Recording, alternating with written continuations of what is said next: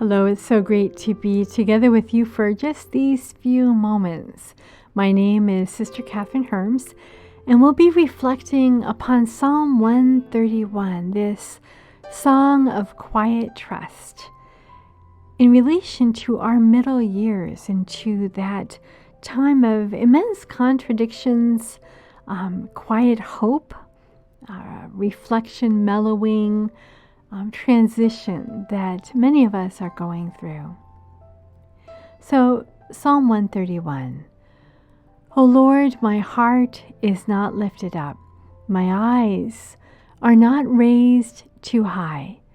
I do not occupy myself with things too great and too marvelous for me. But I have calmed and quieted my soul like a weaned child with his mother. My soul is like the weaned child that is with me. O Israel, hope in the Lord from this time on and forevermore. So this is Psalm 131, and in my Bible it is titled as a song of ascents, a song of going up a mountain.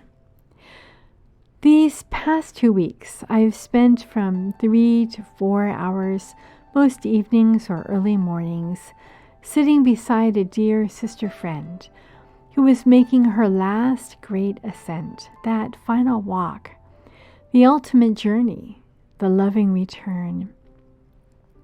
Each breath of hers was precious, and on that last night before she died, God helped me to realize that in the end, really, that is all we have, our breath, our current breath. We are not promised our next breath, and we already have kissed the last breath goodbye. We cannot cling to it as we cannot hold on to the past. And even that breath is a gift of total, gratuitously glorious love from a divine lover who is supporting us in his arms, even as we breathe. On that last ascent, it will not matter what we have created or achieved or known or acquired. The fact that I have written a book or started a company or sold an astounding number of widgets or even loved will not be mine as a monument to me. I will have only this breath that is a gift to me right now at this moment. Only this breath. It's freeing, isn't it? So what is important to you right now? What worries or angers or burdens you? What frightens you?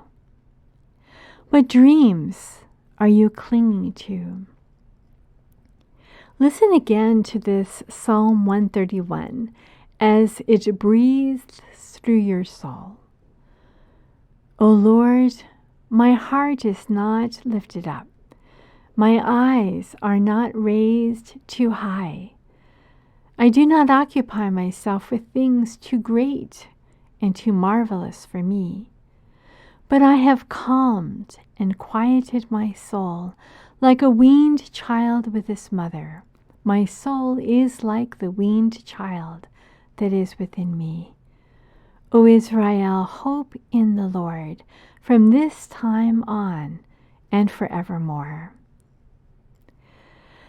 A child on his mother's lap has no past built up to which it looks with pride or even holds on to as a burden.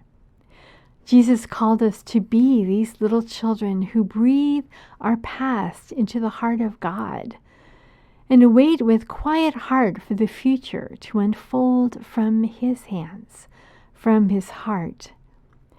As we cannot hold on to our breaths, we actually cannot hold on to our past. It is gone, and nothing can bring it back. If it seems to be present, it is because we keep it so in our mind to the detriment of our heart. The thought memories that reiterate, return to, recreate what has hurt us in earlier moments and years end up destroying our joy and peace of heart. They are processed through filters created over years and years of judgments and assumptions, suffering and injustice, desires and disappointment, to name just a few of the factors that determine the way we sift through the information that we receive through our sense perceptions. Of course, it certainly isn't as simple as all that, because we know that our bodies themselves store past trauma. However, when we are mentally trapped in what has happened in the past, particularly when we don't even realize the truth of how it is imprisoning us, the whole of us can't heal.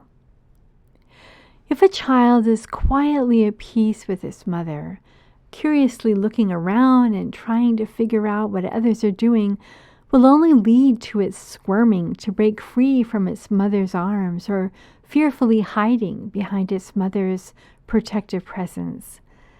As adults, when we take our eyes off God and look around at what is happening around us and to us, trying to figure it out on our own reasoning powers, we end up breaking free of the nourishing and creative reality of the one who is our ultimate refuge.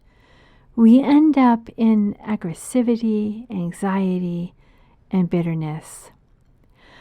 We can learn from this image presented to us in this psalm to see instead, to see with the eye of the heart, to perceive with the faculty of the heart. It is a noetic stance before reality. Instead of attempting to understand what is presenting itself to us through reason alone, through our small minds, it is the faculty of the heart that is able to comprehend natural and spiritual realities through direct experience. The eye of the heart is cleansed through the prayer of the heart, the practice of interior silence and continual prayer. This is a prayer of stillness, quiet, and tranquility. This is a central consideration in the prayer of the Desert Fathers. On a deeper level, it is not merely separation from noise and speaking with other people that leads to this profound interior and quiet prayer, but it is the possession of interior quiet and peace that leads to this deep prayer. So let me end with the morning prayer of Metropolitan Filaret of Moscow, a prayer that represents the adult living as a child in interior quiet and peace. O Lord, grant that I may meet the coming day in peace.